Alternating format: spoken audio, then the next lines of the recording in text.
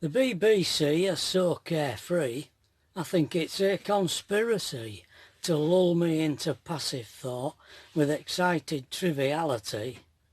There's competitions all the time, some bored housewife on the line, going on about the time she met a bloke in 59. And all that news and all that war, that's all you get on Channel 4, so stuff yourself, the BBC. I will not listen. No, not me. There's a bit of a video of no,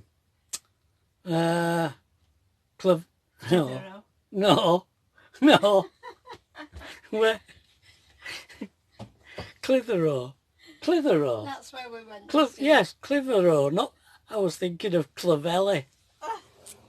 Okay, we've done I've done a small video of Clavelli. No, of Clitheroe yesterday. We spent a lot of time looking for a fish and chip shop because we wanted to get some fish and chips, and eventually we found one, but they were crap. Yeah, typical working class town. That's all I've got to say about Clitheroe. Okay.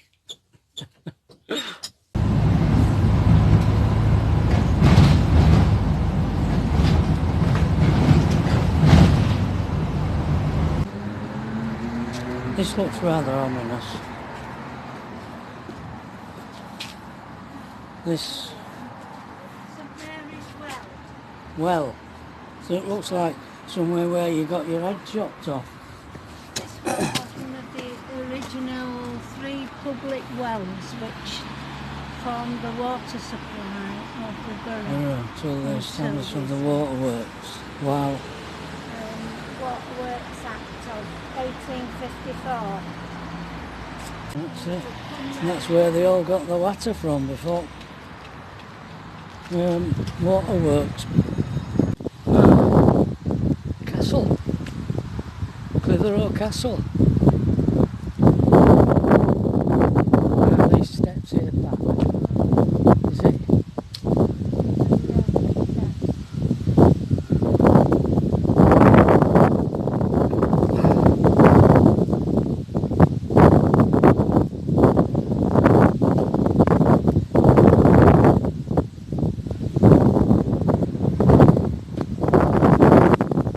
You want to go? I don't want to go there, no. What time did you say we had to be back? 22. It's Yeah. 2:15 now. Right. So by the time we get to the top, Right. Come on. no, Come. I'm just worried that Don't want to miss the bus. I know they're only once every 2 hours.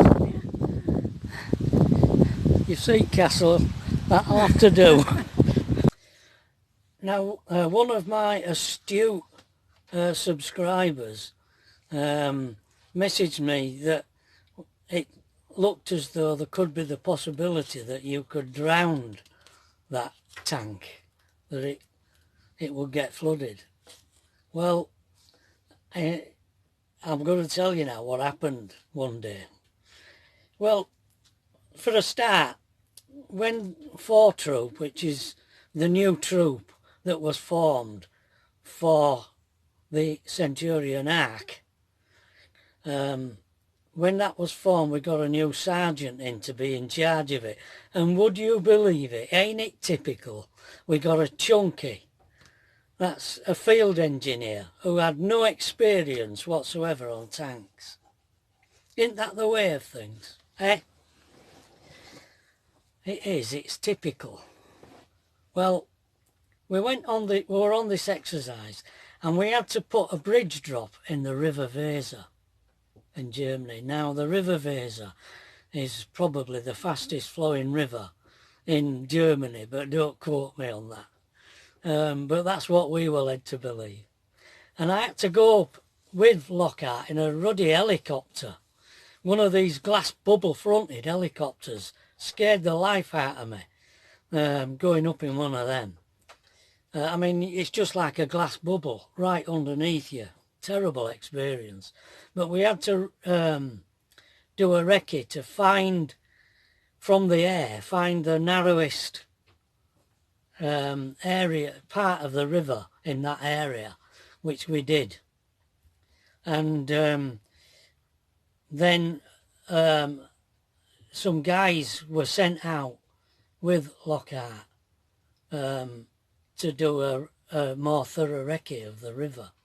Now, the thing about the ark was it in the middle of the structure was a conning tower where you got in. There was no other way in. Well, there was. When it was in normal drive, the driver got in through the driver's hatch, but generally you got in to the tank through this conning tower. Well, when you are doing reconnaissance in a river drop, the angle of the bank had to be taken into account, because you needed the tank to level out before the conning tower went under the water. If you know what I mean, it had to come down and level out like that, so the water level didn't go down into the conning tower. And the depth, you had to test the depth so that the water didn't once again come over the conning tower when you got it in the river. So you had to test the depth, and the depth of the silt. Well, they went across the river in a dinghy, and they had rods all made the correct length, and a time or two I saw their hand disappear beneath the surface of the water, and I thought to myself, then that looks deep, too deep. Really, you should have had a diver. 3-man crew, but one member of the crew should have been a diver. And indeed, Paul Lewson, my roommate, who was the driver of the other ark, was a diver, but they never used him. They just did this recce from the surface in a dinghy. Well, the time come to put the ark into the river, and it was Paul's ark who was going in, and it went in. It went in, it didn't flood, it levelled out, and everything looked okay. And at the front and at the rear there were stabilisers on ratchets. The idea being that when a tank come on the back of it, it tilted backwards, and the front stabiliser went down. When it went off the front, the back lifted up and the rear stabiliser went down. So eventually, after a couple of vehicles, it stabilised and remained rigid in the river, on the river bed. Well, it went in all right, and then I had to drive across it to prove it before we'd allow anyone else to drive across it. And I was driving across, and I got halfway across, and I can see the ramps going up the other side of the bank, and as I drove across, the ramps went like this, and the tank that I was driving slid. Fortunately, there were curbs on the side of the deck, so these curbs stopped my tank rolling, just sliding off into the river. Well, I put the brake on and got out. And don't forget, there's a rubber, like a rubber seal goes over the driver's and the co-driver's hatch on the ark, and so the only way in and out was through the conning tower. Well, I got out, and Lockhart told me to reverse it back off, and I refused. I said it's too dangerous. It's too unstable. If I'm in that tank reversing, I can't see a thing, and it goes off, I'm drowned. So they agreed to tow it back off. So I went back in the tank and put it in neutral and took the brake off, and it got an 100-foot strop out. And I said, an 100-foot strop, you can't use that. It's only got a 10-ton braking strain, and you're towing 50 odd ton. So he said, well, a tank tow rope's not long enough. I said, well, bolt 2 together with an hitch pin. But he won't listen. And he put this 100-foot strop on and started pulling with another tank, pulling it back up the ramps.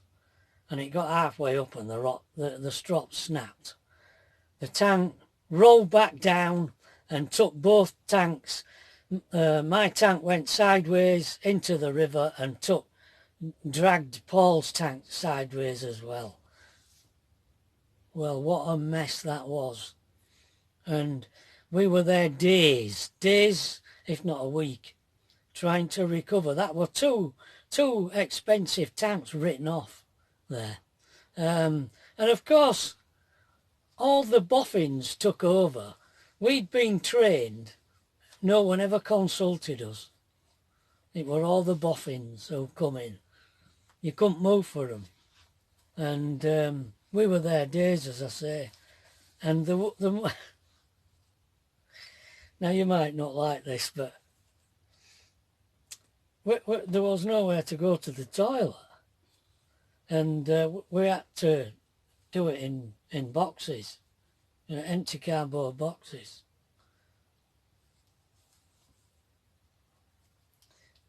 Well, of course, this attracted a lot of attention, did all this lot.